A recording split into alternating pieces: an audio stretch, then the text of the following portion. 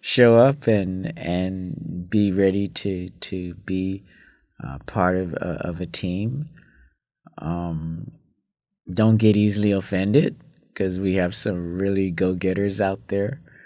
But just go to learn and go to be a team member, be part of the team, and give it what you can. The longer you keep doing it, and the more you do it, you'll start to like it more.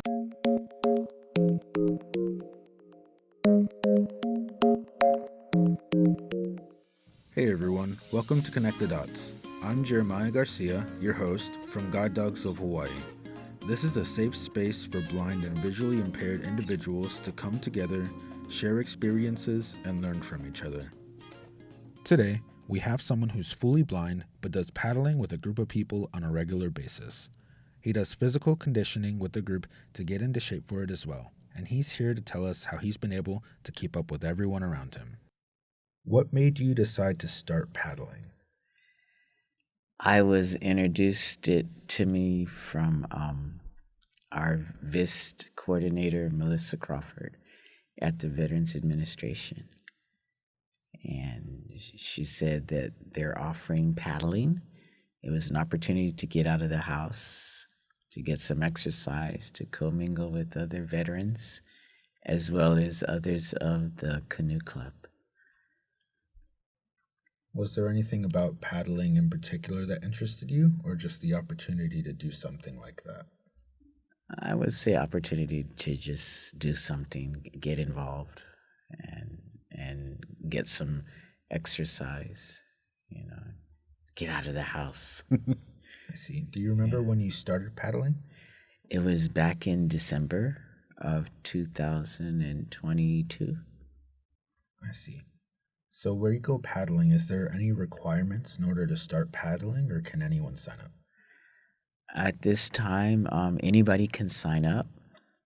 Um, we we well, I know it's for veterans. I don't know if anybody outside can do it, but they have a canoe club. So if I guess people from outside can join the canoe club, come down and talk to Chris or talk to Allegra, and if you can ask me what the name of the canoe club is, I can't really pronounce it.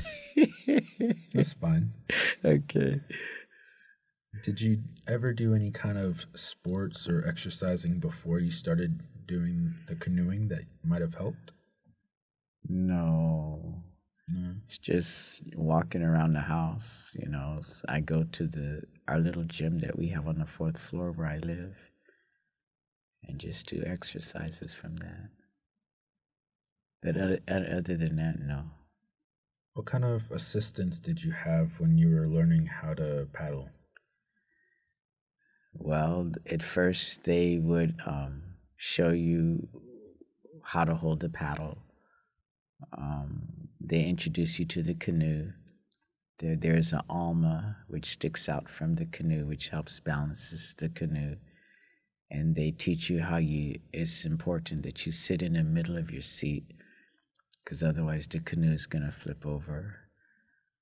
Um, they have a sequence of commands that they give, like every 6 or 7 huts, they go ho, and you got to switch from your left side to the right side. And then every so many sequences of paddles, they go hut, and then somebody go ho, and you switch your paddle to the other side of your other left, right to from your left to right or right to left. Is there any specific thing that they do to help teach people who are blind or visually impaired? Well, other than sit you down and tell you what you need to do, in order to cohese or be as a team, because the paddles need to hit the water at the same time. They try to teach you to listen to the paddler ahead of you so that you know when to bring your paddle out of the water and go to the left side or to the right side of the canoe. So it's based on hearing. Based on, yeah, a lot of hearing, yeah. But It- they, I don't know. They tell me that you can feel the canoe surge. So every time when you're pulling and you switch sides and your paddle is drawing water, you're pulling, you can feel the canoe surging forward. I see. Are there any expenses if someone was to just start paddling? Well, that would be entirely up to you, but otherwise, they provide life vests, they provide a paddle. Some of the uh, club members and some of the veterans, they've invested in buying their own personal paddle, which is um, probably going to start you around $130, if not more. And then it's just showing up and being ready to go and get involved. Oh, so everything that you need to start is all provided? Oh, everything's all provided. Yes, yes. Okay. Could you tell me about your personal experience paddling? How you enjoy the interactions with everyone? If anything stood out to you? Well, if anything stands out to me, it's getting yourself ready to paddle because you can find yourself getting somewhat weary, and we're not even halfway through. It's really demanding, and it's all depending upon the weather. If the weather conditions are somewhat rough, you could find yourself getting a bit more tired because it takes a lot more out of you. We got to deal with rain, ocean conditions, wind, and there's been times when it rains, you get wet. If it's windy, the waves are kind of choppy, so you're gonna get wet again. I know one time sat in the canoe and I would feel the canoe. I said, "Oh, it's wet." And my VIS coordinator, she told me this is a water sport. That's why it's wet. So I had to sit down in the wet canoe. So if you're not used to getting wet, well, those one of the things you got to learn to tolerate because it's a water sport. How's the interaction between you and everyone else who's also paddling? They treat you as a team member. I think for me personally, it's like don't be a slacker. Sometimes it can be wearisome, but we laugh, we joke. We've had a couple of parties, get-togethers, picnics. Um, we have a shout out where we encourage one another after our paddling. They've already had one competition already where they went out to Diamond Head and they came back to Sand Island to Diamond Head. I know paddling must be a pretty physically demanding sport by everything you're saying. Hmm. So, when you guys go to practice, is there any kind of physical workout outside of the water, or do you get all of it by paddling?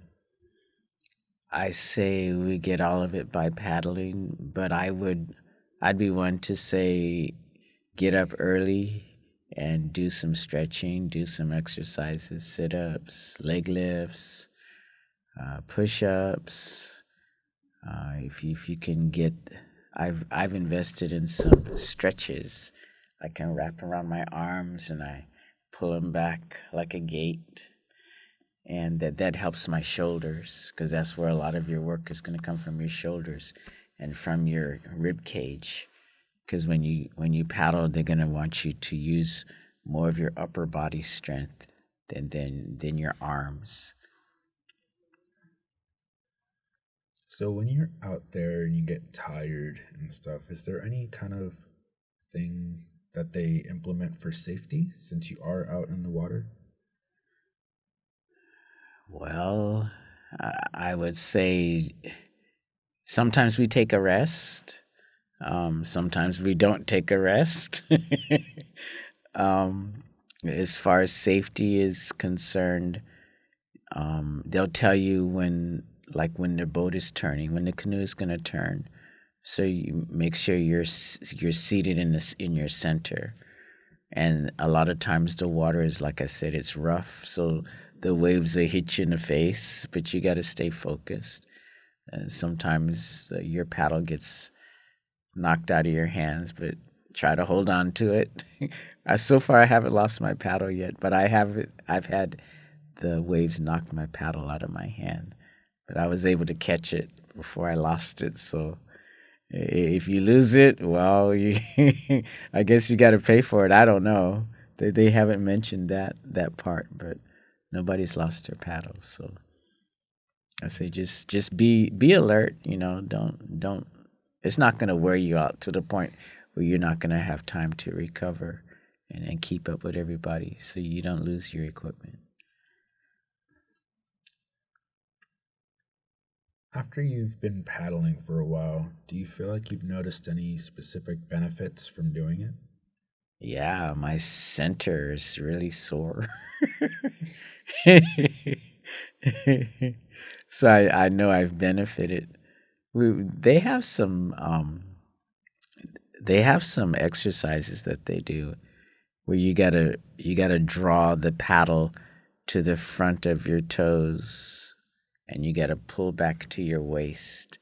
But they want you to keep the paddle in the water. So you can't. Normally, it's like a short chop, but in this paddle, they want you to reach as far as you can forward to the top of your toes, and you're pulling the paddle. You're keeping the paddle in the water, and you're pulling it back to your waist. Then you can come up and go back to your toes and pull. The paddle stays in the water a little bit longer, but it causes you to stretch. Your upper core is getting stretched, and you can actually feel the canoe pushing forward. Are there any other blind or visually impaired people paddling with you when you're out there, or is everyone else pretty much sighted? We have another blind person. He's retired Air Force veteran, and he actually just came back from our balance school in Palo Alto. Do you find it easier to communicate with other blind people, or is communicating with anyone pretty much the same? It's everything's pretty much the same with everybody. We know who's sighted and who's not, and well, they offer you a lot of help. I mean, they want to help you when you come down from the parking lot down to the canoes. Afterwards, they get the canoes in the water, and after we go paddling, we bail the water out. So I help bail the water out, and we shoot down our paddles in the canoe with water, fresh water, and go take a shower. To shower the salt water off of us. So you would say everyone is pretty mindful and aware? Yes, yes. That's good. Yeah, it's kind of getting a little bit more challenging because when they were pulling the carts down with the life vests and stuff inside and the paddles, so now they're asking us to help them. So we get involved, It's like we helped them pull the gear down to the canoe huts and get everything set up.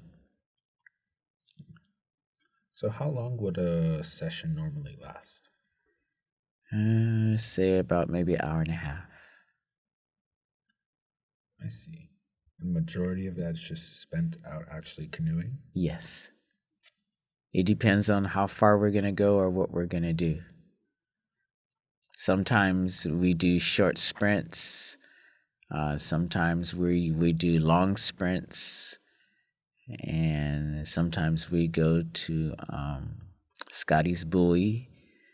And then there's another small island place out there that has a two-story building, from what I understand, and they have a U-shaped pier out there, so we can pull our canoe up to the pier. It's a floating pier, and I think they sell beverages there and stuff. So We never get out. We just go over there to take pictures, which is kind of fun. So you guys just have specific destinations that kind of help you benchmark? Yes, yes. The farthest we've gone is 3.7 miles. Wow. What would you say is the most challenging part of learning how to paddle?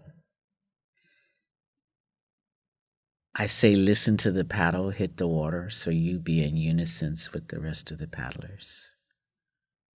The number one position, from my understanding, is the toughest position because you hardly have any space to sit and you're setting the pace for everybody else. Yeah, number three is where I sit, so you kind of supplying the feed for everybody, the movement of the boat, and then you have your two, you have your four, you have your five, and I think the six is the person that steers the canoe. So the timing of everything was difficult for you. Yeah, because if it's windy, if it's rainy, the rain could throw you off. But just stay focused, yeah, and you'll be okay. Windy days, and when the current is really choppy, the current is moving the canoe, so you really got to stay focused in getting your paddle in the water at the same time, because the current moves the canoe, and you want to keep the canoe on course.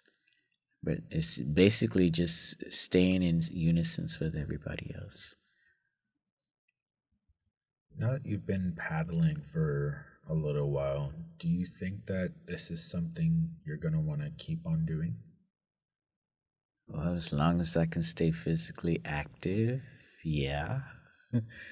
It helps me to get out of the house. You get rid of oppressive or depressive states. So it helps you release things out of you, so you can uh, live a productive and physical type life. You're getting exercise. You're getting motivation. Your presence there is encouraging other people. So we actually encourage one another when we show up. Would you prefer this type of exercise over like any other kind of exercise? No. No. Because there's more I would like to try. There's some I cannot do, like there's pickleball. And because I can't see, I won't get to actually um, try it out. They have golf, but that would be challenging for me. But I hear blind people play golf, so then that would be something I would like to get into. I actually interviewed someone who's visually impaired who still plays golf. Uh-huh. Wow. So, if you were to give anyone who wanted to start paddling but might be blind or visually impaired some sort of advice for them to start paddling, what would you say? Show up. Show up and be ready to be part of a team. Don't get easily offended because we have some really go-getters out there. But just go to learn and go to be a team member, be part of the team, and give it what you can.